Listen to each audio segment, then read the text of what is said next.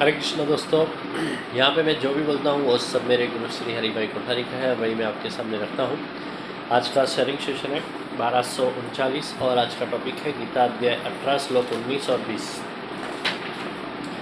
गुणों के आधार पे सभी पदार्थों की गणना करने वाले सांख्य शास्त्र में गुणों के भेद के कारण ज्ञान, कर्म और कर्ता तीन तीन प्रकार के कहे गए हैं। उनको भी तू मेरे पास से अच्छे से सुन। जिस ज्ञान से मनुष्य भिन्न भिन्न दिखते हुए सभी भूतों में एक ही अविनाशी परमात्मा भाव को अविभाजित रूप से समभाव से रहा हुआ देखता है, उस ज्ञान को तू सात्विक जान।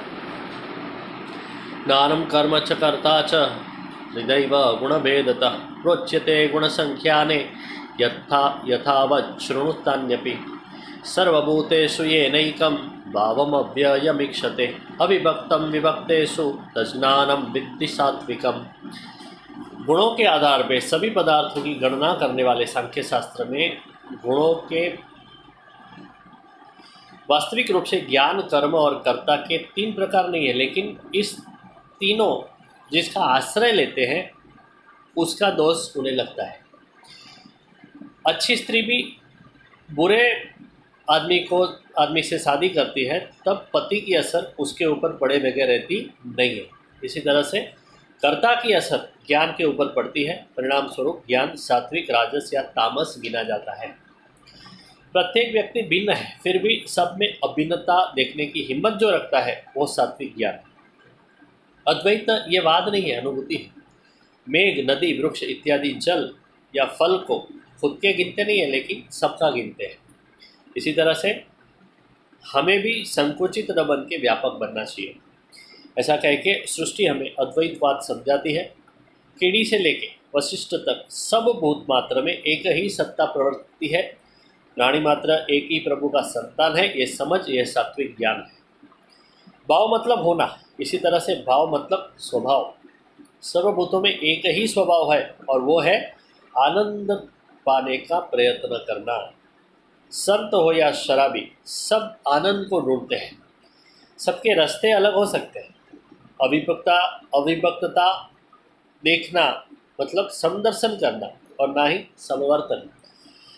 भोगवादी की तरफ दया से देखो, सत्कर्म करने वाले की तरफ आत्मीयता से देखो और प्रभु तक पहुंचने वाले अध्यात्मवादी की तरफ आदर से देखो। अग्नि और फूल दोनों में भगवान है, लेकिन फूल को पास में ले सकते हैं जबकि अग्नि को दूर से ही नमस्कार करना पड़ता है।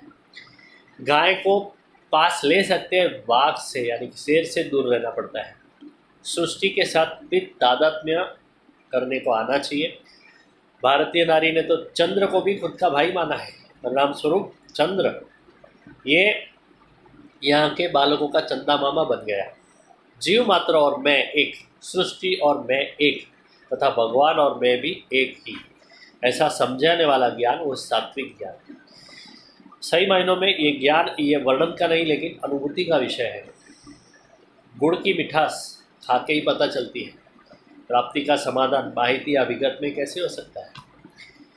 कल के श्लोक का पारण करके रखेंगे। पृथक्त्वेन तु यज्ञानम नाना भाव्य पृथक विदान वेत्ति सर्वेषु भूतेषु तज्ज्ञानं विद्धि राजसम्।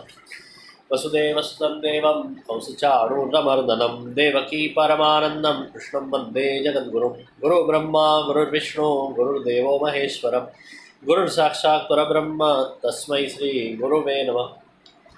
ये वीडियो आपको अच्छा लगा तो ज़रूर से लाइक, कमेंट एंड शेयर करें और मेरे YouTube channel Vikal Birani life time daily savings and songs को सब्सक्राइब करें और वो जैसा अच्छा और ज़रूरी सुनते हैं। Thank you very much. Good night. Hare Krishna.